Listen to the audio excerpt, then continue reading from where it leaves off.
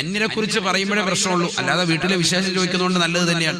അയൽവക്ക ബന്ധം വേണ്ടെന്നല്ല ഈ പറയുന്നത്, വേണം. പക്ഷെ അത് ദീനിയായ രീതിയിൽ കൊണ്ടുവരണം. അല്ലാതെ അവൾ അങ്ങനെയാണ് കേട്ടോ, അവൾ ഇങ്ങനെയാണ്, മറ്റവൾ അങ്ങനെയാണ് എന്ന് പറഞ്ഞുകൊണ്ടുള്ള വർത്തമാനം ശ്രദ്ധിക്കണം. അള്ളാഹു നമ്മളെ കാത്തിരക്ഷിക്കട്ടെ. ഖാല റസൂലുള്ളാഹി സ്വല്ലല്ലാഹു അലൈഹി വസല്ലം, അല്ലാഹുവിന്റെ റസൂൽ ഓർമ്മപ്പെടുത്തുകയാണ്, പ്രവാചകർ പറയുകയാണ്, ലൈലത്തുൻ നസ്രിയ ബില സമാ, കത്തിച്ചൊലിക്കുന്നതാകുന്ന നരകത്തിൽ എന്നെ ആകാശരോഹണം നടത്തിയതാകുന്ന സമയത്ത് ഞാൻ കണ്ടതാണ്. ഇത് നരകത്തിൽ കണ്ടതാണ് നബി തങ്ങൾ പറഞ്ഞു. നേരത്തെ പറഞ്ഞത് ഖബറിൽ കണ്ട കാര്യം. നബിയുനാ റസൂലുള്ളാഹി സ്വല്ലല്ലാഹു അലൈഹി വസല്ലം തങ്ങൾ പറയുകയാണ്, റഅയ്തു ഫീഹാ ഇംറഅതാ മുഅല്ലഖതൻ ലിസാനഹാ ഇലൽ ഉസ്വാനതി മിനൻ നാർ. ഹബീബായ റസൂലുള്ളാഹി സ്വല്ലല്ലാഹു അലൈഹി വസല്ലം തങ്ങൾ ഓർമ്മപ്പെടുത്തുകയാണ്, കത്തിജ്വലിക്കുന്നതാകുന്ന നരകത്തിലെ തൂണിനോട് ഒരു പെണ്ണിൻ്റെതാകുന്ന നാവിനെ വലിച്ചു നീട്ടപ്പെട്ടതായി ഞാൻ എന്റെ കണ്ണുകൊണ്ട് കണ്ടുപോയി. സാബാ ഫഖുൽതു മൻ ഹുന്ന യാ ജിബ്രീൽ, മൻ ഹാദിഹി യാ ജിബ്രീൽ, ആരാണ് ജിബ്രീലേ എന്ന് അല്ലാഹുവിന്റെ റസൂൽ ജിബ്രീലിനോട് ചോദിച്ചപ്പോ ജിബ്രീൽ അലൈഹിസ്സലാത്തു വസ്സലാം പറയുകയാ, അല്ലാഹുവിന്റെ റസൂലേ, ഹാദിഹി ബദിയത്തുൽ ലിസാൻ ഐ തവീലത്തുൽ ലിസാൻ, നാവിന് നീളമുള്ള പെണ്ണാണ് നബിയേ. അഥവാ ദുനിയാവിൽ സ്വന്തം ഭർത്താവിനെ കുറിച്ച്, നാട്ടുകാരെ കുറിച്ച്, അയൽവാസികളെ കുറിച്ച്, ബന്ധുമിത്രാദികളെ കുറിച്ച്, സഹോദരങ്ങളെ കുറിച്ച് ഫനായും ഫസാദും പറയുന്നവളാണ് നബിയേ. മോശത്തരം പറഞ്ഞ് നടക്കുന്നവളാണ് നബിയേ. ഹാദിഹി ബദിയത്തുൽ ലിസാൻ ഐ തബീനത്തുൽ ലിസാൻ, നരകീയ ശിക്ഷയായി നരകത്തിലെ തൂണിനോട് നാവിനെ വലിച്ചു നീട്ടി കെട്ടപ്പെട്ടതായി ഞാൻ എന്റെ കണ്ണുകൊണ്ട് കണ്ടത് ദുനിയാവിൽ മോശത്തരം പറയുന്ന പെണ്ണാ.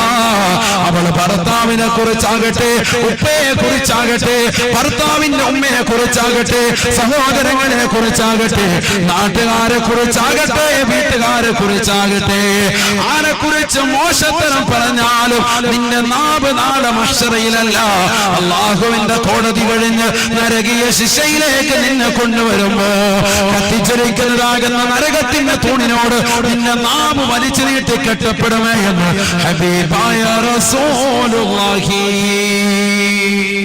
സ്വല്ലല്ലാഹു അലൈഹി വസല്ലം. അല്ലാഹു കാത്തിരക്ഷിക്കട്ടെ, അല്ലാഹു കാത്തിരക്ഷിക്കട്ടെ.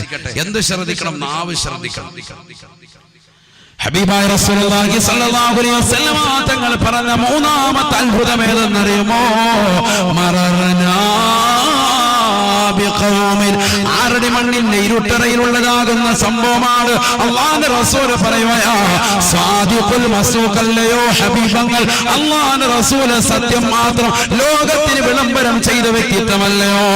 അഷ്റഫുൽ ഖൽഖായ നബി തങ്ങൾ പറയുകയാ, മറർനാ ബിഖൗം, ഒരു കൂട്ടം ആളുകളെ ഞാൻ കാണുകയാണ്. അവരെങ്ങനെയുള്ളതെന്നറിയുമോ? ബൈന അയാദീഹിം ലഹമുൻ നദീജ് വലഹമുൻ ആഖറു ഖബീസ്. സഹാബാ അവര് ഖബറിലതാ മോശപ്പെട്ടതാകുന്ന മാംസവും സുഭിക്ഷമായ നല്ല വേവിച്ച ആഹാരവും അവരുടെ മുന്നിൽ 2 പ്ലേറ്റ് മുഖേന വെച്ചിരിക്കുകയാണ്. ബൈന അയാദീഹിം ലഹ്മുൻ നദീജ് വആഖറു ലഹ്മുൻ ഖബീസ്. സയ്യിദുനാ റസൂലുള്ളാഹി ഒരു പ്ലേറ്റ് നിറച്ച് നല്ല ബീഫ് അല്ലെങ്കിൽ ഇഷ്ടപ്പെട്ട വിഭവം അതുകൊണ്ട് ഇങ്ങനെ നിറച്ചു വെച്ചിരിക്കുക. ഒരു പ്ലേറ്റ് നിറച്ച് മോശപ്പെട്ട മാംസം കൊണ്ട് വെച്ചിരിക്കുക. ഇഷ്ടപ്പെട്ടെന്ന് പറഞ്ഞാൽ വളരെ ദുർഗന്ധമുള്ള മാംസം.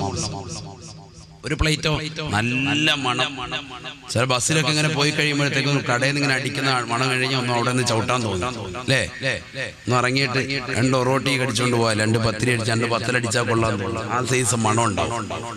വൈകിട്ട് ഇശാമരുവിനടിയിലൊക്കെ ഒന്ന് പോയി നോക്കാം, ചട്ടഞ്ചാലങ്ങാടിയിലൊക്കെ പോയാൽ ആ മിനലിൽ നിന്നൊക്കെ വരുന്ന മണം അല്ലേ? മിനലിന് അങ്ങനെ മണമില്ലേ? എന്തായിക്കോട്ടെ. ആ മണം ഇങ്ങനെ വന്നു കഴിഞ്ഞാൽ നമുക്ക് അന്ന് കയറി ഒന്ന് കഴിച്ചാലെന്താ എന്ന് നമ്മൾ ചിന്തിച്ചു. എന്നതുപോലെ ഇവന്റെ മുന്നിൽ കൊണ്ടുവന്ന് വെച്ചിരിക്കുക. ഖബറിലാണ് മുന്നിൽ കൊണ്ടുവന്ന് നല്ല ഫുഡ്, തൊട്ടിപ്പുറത്ത് മോശപ്പെട്ട. ഏറ്റവും ദുർഗന്ധമുള്ള ഫുഡ്. ഹബീബായ റസൂലുള്ളാഹി സ്വല്ലല്ലാഹു അലൈഹി വസല്ലമ തങ്ങൾ പറയുകയാണ്, മോശപ്പെട്ട ഫുഡ് എടുത്തുകൊണ്ട്, മോശപ്പെട്ട മാംസം എടുത്തുകൊണ്ട് സബാനിയാക്കളാകുന്ന ശിക്ഷയുടെ മലക്കുകൾ അവനോട് തിന്നാൻ വേണ്ടി നിർബന്ധിക്കുകയാണ്. കഴിക്കാത്തതാകുന്ന സഹോദരന്റെ വായ തുറന്നു പിടിച്ചുകൊണ്ട് വായിലേക്ക് നിർബന്ധിച്ചുകൊണ്ട് തീറ്റിക്കുകയാ. ഞങ്ങൾ ഖബറിൽ കണ്ട ശിക്ഷയാണിതെന്ന് ഹബീബായ റസൂലുള്ളാഹി അല്ലാഹുവിന്റെ റസൂൽ പറയുകയാണ്.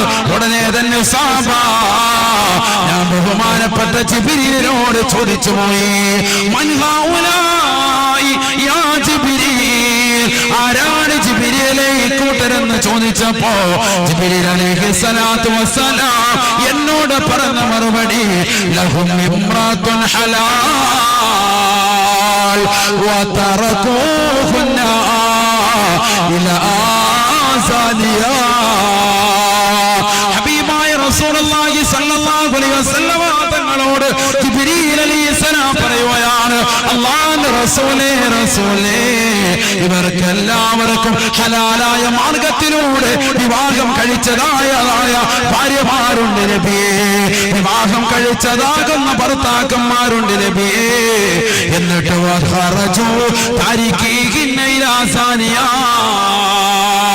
ആ പാവപ്പെട്ട സ്ത്രീകളെ, ആ പാവപ്പെട്ട സഹോദരങ്ങളെ ഒഴിവാക്കിക്കൊണ്ട് മോശപ്പെട്ടതാകുന്ന സാരിയാക്കളിലേക്ക്, വ്യഭിചാരിണികളിലേക്ക് പോയവരാ. അവരിതാ ഖബറിലെത്തുമ്പോ അല്ലാഹു നൽകുന്ന ശിക്ഷയാണ്, ശിക്ഷയാണ്. സുഭിക്ഷമാകുന്ന ആഹാരം ഒരു തട്ടിൽ കൊണ്ടുവന്ന് അവരുടെ കൺമുന്നിൽ വെച്ചിട്ടുണ്ട്. പക്ഷേ അതിന്റെ ആസ്വാദനമോ അതിന്റെ മണമോ അതിന്റെ രുചിയോ ആസ്വദിക്കാൻ സമ്മതിക്കുകയില്ല.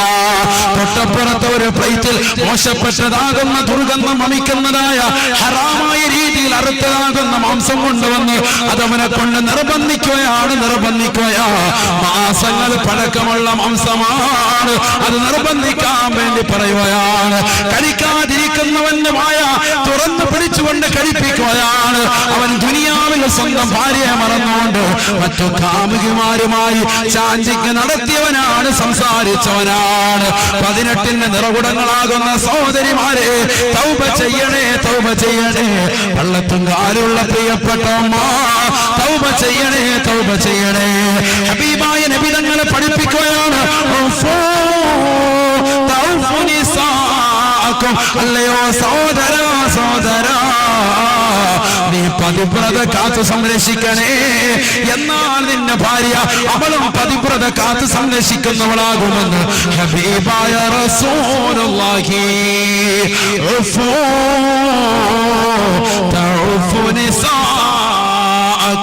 നീ പതിവ്രത കാത്ത് സംരക്ഷിച്ചാൽ മാത്രമേ നിന്റെ ഭാര്യ പതിവ്രത കാത്ത് സംരക്ഷിക്കുള്ളൂ എന്ന് ഹബീബായ റസൂലുള്ളാഹി. നീ അന്യ പെണ്ണുമായി നല്ല ഫോൺ വിളിയില്ല, എന്നിട്ട് വീട്ടിൽ വരുമ്പോ ഉണ്ട് റാഹത്തായിട്ടിരിക്കണം. എന്നാ പെണ്ണുമ്പിള്ളേ അതേപോലെയാവും. അല്ലാഹു നമ്മളെ കാത്തിരക്ഷിക്കും. ആരുടെ വർത്താനാണ്? അല്ലാഹുവിന്റെ റസൂൽ. മഫ്ഹൂം മുഖാലഫ പഠിക്കണം നമ്മൾ. താജുദ്ദീൻ സുബിക്കി റഹിമഹുല്ലാഹ് ജംഉൽ ജമാമിൽ രേഖപ്പെടുത്തുകയാണ്. അല്ലാഹു നമുക്ക് തൗഫീഖ് നൽകട്ടെ. എന്തായി പറഞ്ഞത്? ഉഫു തഉഫു നിസാകും. നിങ്ങൾ പതിവ്രത കാത്ത് സംരക്ഷിച്ചാൽ നിങ്ങളുടെ ഭാര്യയും പതിവ്രത കാത്ത് സംരക്ഷിക്കും.